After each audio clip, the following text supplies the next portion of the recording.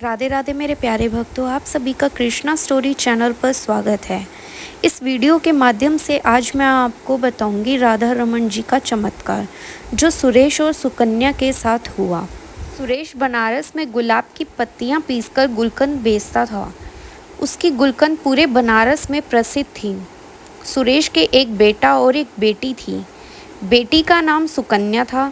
सुकन्या न केवल पढ़ाई में अच्छी थी बल्कि वह अपने पिता के गुलकंद बनाने में मदद करती थी। गुलकंद बनाने में वे उतनी ही माहिर थी जितना उसका पिता। सुकन्या पढ़ाई के साथ नृत्य और गायन और वाद्य कला का भी अभ्यास करती थी।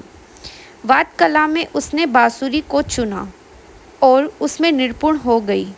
एक दिन सुकन्या और सुरेश को वृंदावन में गुलकंद बेचने का अवसर मिला। दोनों एक धर्मशाला में ठहरे।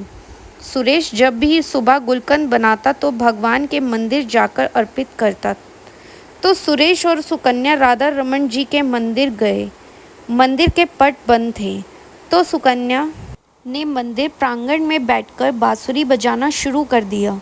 जैसे ही बांसुरी की धुन बजी तो मंदिर का वातावरण सुरम्य हो गया।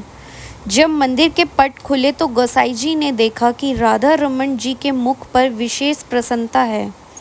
उनके नेत्र प्रेम से भरे हुए थे। गोसाई जी ने सुकन्या को बांसुरी बजाते देखा तो समझ गए कि भगवान उनकी बांसुरी की धुन से अत्यंत प्रसन्न हो रहे हैं। सुकन्या जब बांसुरी बजाते बजाते थमी नहीं तो उसकी दृष्टि राधा रमन जी के कटाक्ष नेत्रों से मिली तो उसका मन राधा रमन जी पर मोहित हो गया। सुरेश ने उसे बुलाया। वे दोनों धर्मशाला लौट आए। सुरेश ने कई बार बनारस लौटने का निर्णय किया लेकिन हर बार किसी न किसी कारण से वे वृंदावन में रुक जाते। 2 महीने बीत गए। सुकन्या का तो मन ही नहीं था वृंदावन छोड़ के जाने का। राधा रमन जी भी उसकी बांसुरी की धुन में इतने रम गए थे कि मंदिर के पट बंद करने में भी देर हो जाती थी। गोसाई जी यह देखकर समझ गए थे कि सुकन्या की बांसुरी ने स्वयं भगवान को बांध लिया था। आखिरकार भारी मन से सुरेश और सुकन्या को वृंदावन छोड़ना पड़ा। सुकन्या के लिए राधा रमन जी से दूर जाना बहुत कठिन था। उसे ऐसा लग रहा था कि उसके पैरों में कोई भारी बोझ बांध दिया। बनारस लौटने के बाद भी सुकन्या का मन वहाँ नहीं लग रहा था। उसका हृदय वृंदावन राधा रमन जी के चरणों में अटका हुआ था। धीरे धीरे उसकी तबीयत बिगड़ने लगी। एक दिन वह रसोई में अपनी माँ के साथ थी तो डॉक्टर को बुलाया। उसने जांच की तो उसके हृदय में छेद था।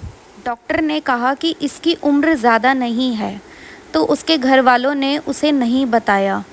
एक दिन उसने अपनी अलमारी से रिपोर्ट निकालकर पढ़ा कि उसके हृदय में छेद है। उसकी रिपोर्ट के चित्र में एक सुंदर आकृति उभर रही थी। ध्यान से देखने पर वह आकृति कोई और नहीं बल्कि स्वयं राधा रमन जी की थी। सुकन्या यह देखकर आश्चर्यचकित हो गई और वह रोने लगी। अगर आपको मेरी यह वीडियो अच्छी लगी तो इस वीडियो को लाइक करें एंड अपने दोस्तों के साथ शेयर करें। ऐसी और भी वीडियोस देखने के लिए मेरे कृष्णा स्टोरी चैनल को सब्सक्राइब करें। राधे राधे मेरे प्यारे भक्तों।